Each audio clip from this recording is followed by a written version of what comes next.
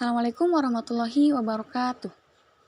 Perkenalkan, nama saya Rizka Amalia, NIM 2017402053. Di sini saya akan sedikit menjelaskan mengenai tunadaksa dan tunalaras.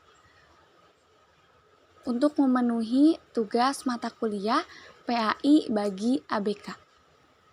Baik, langsung saja. Pengertian tunadaksa. Tunadaksa yaitu ketidakmampuan anggota tubuh untuk melaksanakan fungsinya disebabkan oleh berkurangnya kemampuan anggota tubuh untuk melaksanakan fungsi secara normal, baik akibat luka, penyakit, atau pertumbuhan yang tidak sempurna. Selanjutnya yaitu karakteristik tunadaksa. Meliputi yang pertama, karakteristik akademik. Penyandang tunadaksa yang mengalami kelainan pada sistem otot dan rangka adalah normal, sehingga dapat mengikuti pelajaran sama dengan individu normal. Sedangkan penyandang tunadaksa yang mengalami kelainan pada sistem serebral, tingkat kecerdasannya berentang mulai dari tingkat idiosi sampai dengan gifted. Yang kedua yaitu karakteristik emosional atau sosial.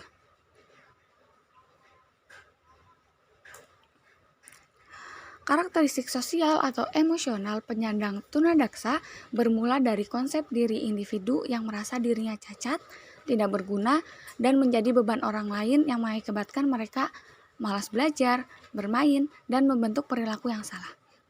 Kehadiran individu cacat yang tidak diterima oleh orang tua dan disingkirkan dari masyarakat akan merusak perkembangan pribadi seseorang. Kegiatan jasmani yang tidak dapat dilakukan oleh penyandang tunadaksa dapat mengakibatkan timbulnya masalah emosi seperti mudah tersinggung, mudah marah, rendah diri, kurang dapat bergaul, pemalu, menyendiri, dan frustasi. Yang ketiga yaitu karakteristik fisik dan kesehatan. Karakter fisik dan kesehatan penyandang tunadaksa biasanya selain mengalami cacat tubuh adalah kecenderungan mengalami gangguan lain seperti sakit gigi, berkurangnya daya pendengaran, penglihatan, dan gangguan bicara.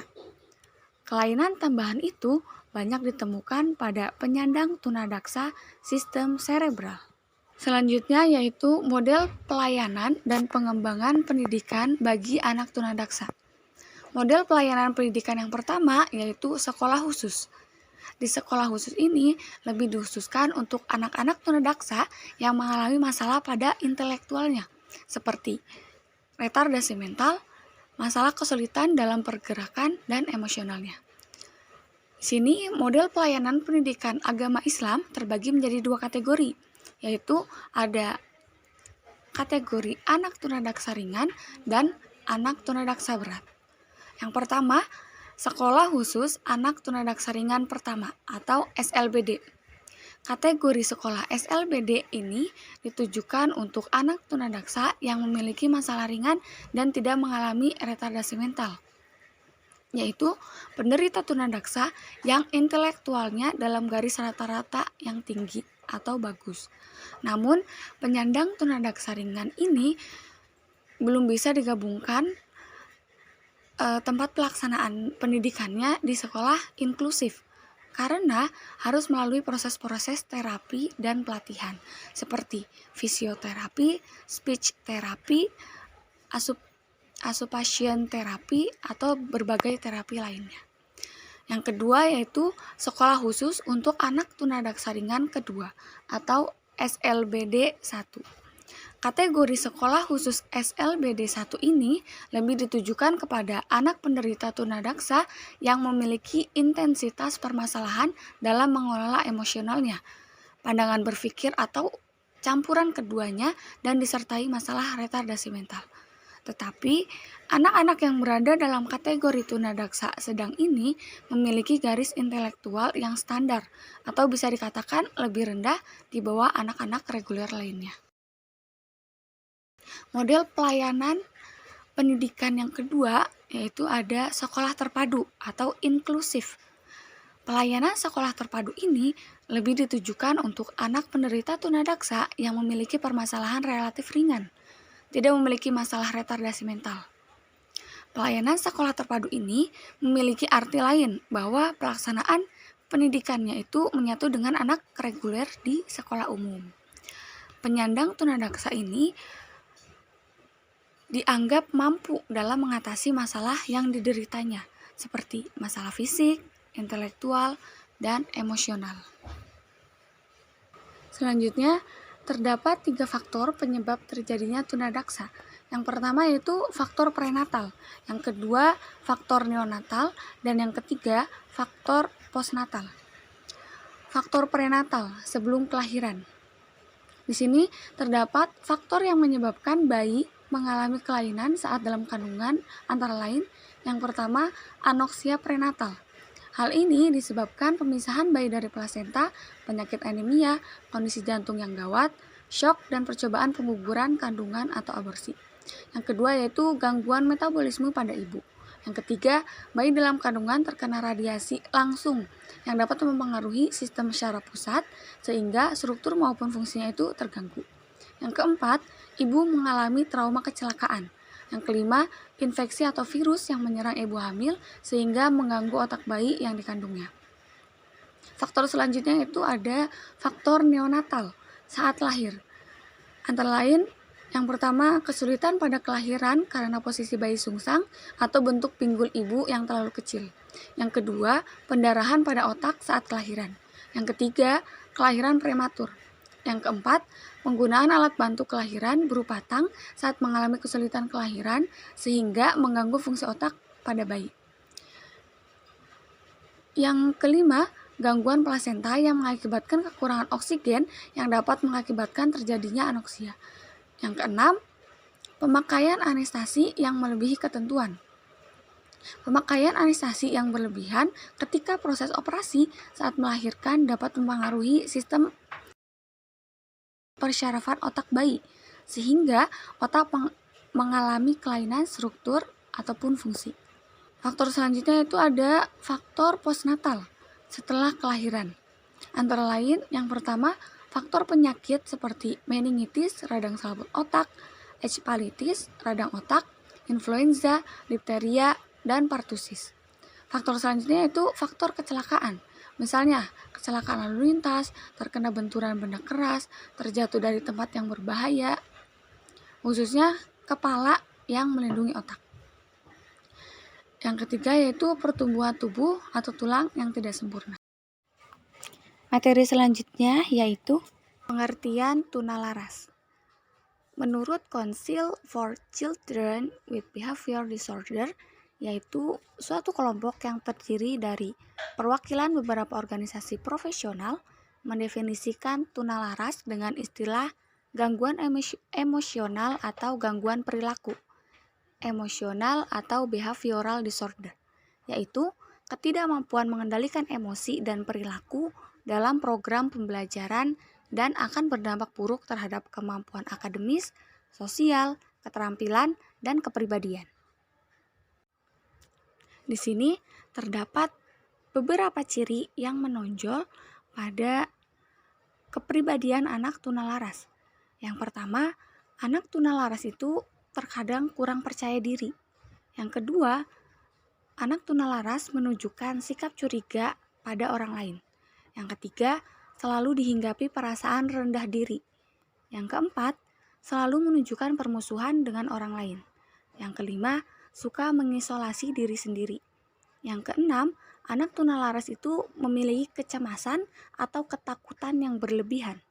Yang ketujuh, anak tunalaras itu tidak memiliki ketenangan jiwa. Yang kedelapan, beberapa anak tunalaras itu hiperaktif. Yang kesembilan, sering melakukan bentrokan atau perkelahian. Selanjutnya, yaitu faktor terjadinya tunalaras. Di sini terdapat 4 faktor. Faktor yang pertama yaitu faktor biologi. Faktor biologi ini dapat terjadi ketika anak tersebut mengalami keadaan kurang gizi, mengidap penyakit, psikotik, dan trauma atau karena adanya disfungsi pada otak, sehingga anak tersebut mengalami gangguan emosional. Yang kedua yaitu faktor keluarga. Hubungan anak dengan keluarga merupakan faktor terbesar yang berpengaruh terhadap perkembangan emosional anak.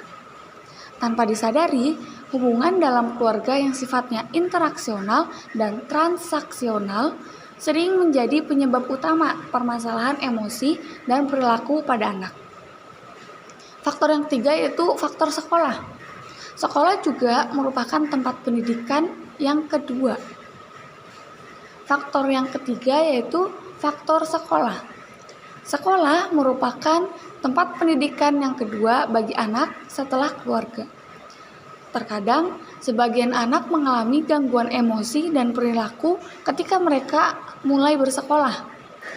Gangguan emosional yang timbul dari sekolah bisa karena adanya sikap guru sebagai pendidik yang otoriter, atau teman sekelas yang dapat memberi kontribusi terhadap permasalahan emosi dan perilaku sehingga mereka merasa tertekan. Faktor yang keempat yaitu faktor lingkungan masyarakat. Lingkungan masyarakat yang negatif dan tempat di mana anak bergaul juga dapat menyebabkan anak memiliki perilaku yang cenderung mengalami gangguan emosi dan perkembangan fisik dan mental yang terganggu.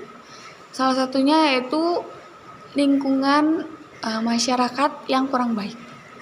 Selanjutnya yaitu pelayanan pendidikan bagi anak tunalaras. Salah satunya yaitu pendidikan inklusif.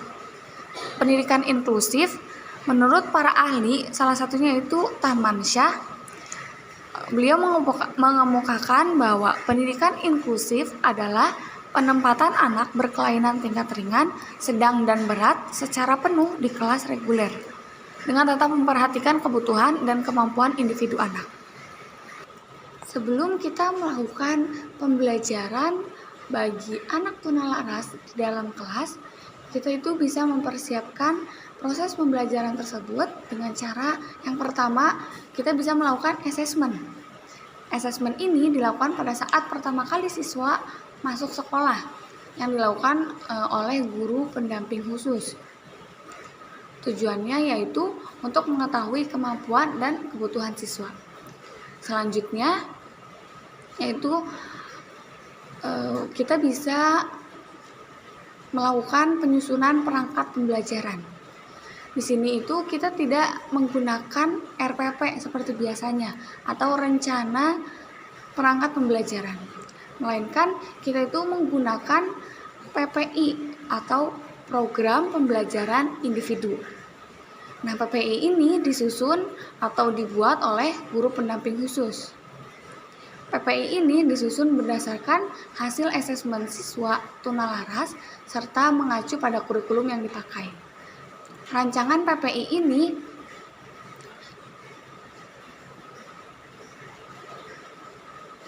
dibuat yang berisikan terdiri dari nama siswa, kelas, mata pelajaran, standar kompetensi, kompetensi dasar, dan indikator. Mungkin cukup sekian materi yang dapat saya sampaikan mengenai tunadaksa dan tunalaras. Kurang lebihnya mohon dimaafkan. Wallahul muwaffiq ila aqwamit thoriq. Wassalamualaikum warahmatullahi wabarakatuh.